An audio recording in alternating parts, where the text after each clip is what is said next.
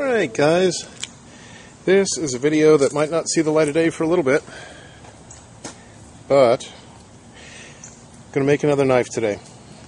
I successfully forge welded the other day using some of this mild steel. What I discovered with the last one, it's my quench bucket, Brody. He doesn't care. I used a 1/16 inch shim of tool steel with the last one. I may get better results if I go with the same thickness of the tool steel shim as I do with the mild steel stock. Oops. So what I'm going to do is I got 1/8 inch stock, 3/4 of an inch wide. So I'm going to end up with a billet that is 3 inches long, 3/4 inch wide, and 3/8 of an inch thick. I have no idea if that's the amount that I'm going to need for the knife I want to make, but this is kind of an experiment to see how much of a billet I need to get the type of knife I want, and if it turns out that I need less mass to accomplish the project that I want, then this is how I'm going to find out. I should add that I'm making this as a collaborative project with Rob, an Aussie guy. His YouTube channel is RDPproject. But he contacted me with the idea that we could do this little project together, long distance, since he's in Queensland and I'm in Kentucky. But I'm going to make this knife blank for him,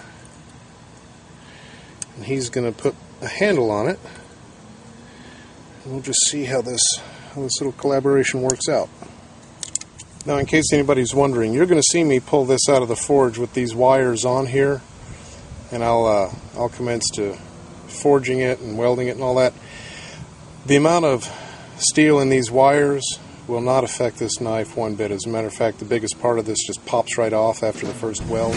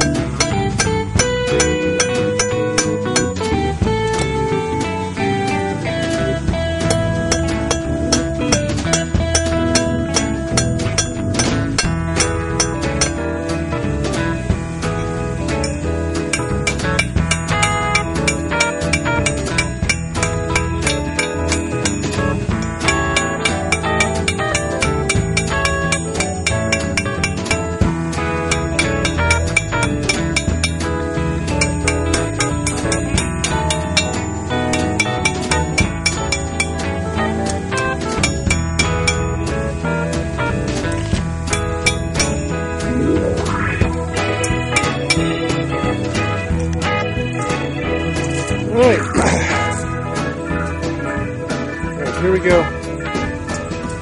This is the knife blank in the rough as forged condition. Now I did not forge a bevel on this because this is going to be a knife with a Scandinavian grind. So I'm going to normalize this blade in the forge, which means I'm going to bring it up to just above critical temperature, let it cool down, and do that 2 more times to normalize it and take all the stress out of this metal that's been bashed into shape. And then I will ship this off to Australia, and we'll see what Rob comes up with. Can't wait to see it. Alright guys, this is the knife that you just saw Makermook make. It hasn't been heat treated yet. It still needs to be shipped off for heat treatment, and that won't happen for a while yet because I'm kind of in the middle of things. I need to find a new place to live and need to basically start packing up here at this house, so I really don't have time for this right now. So this may be a project that you guys will see finished off in the start of the new year, or sometime towards the end of this year if I get the time.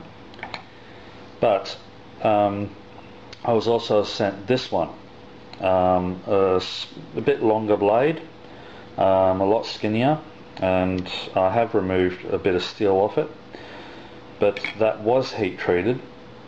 So what I just needed to do with this one was basically just put the handle on it.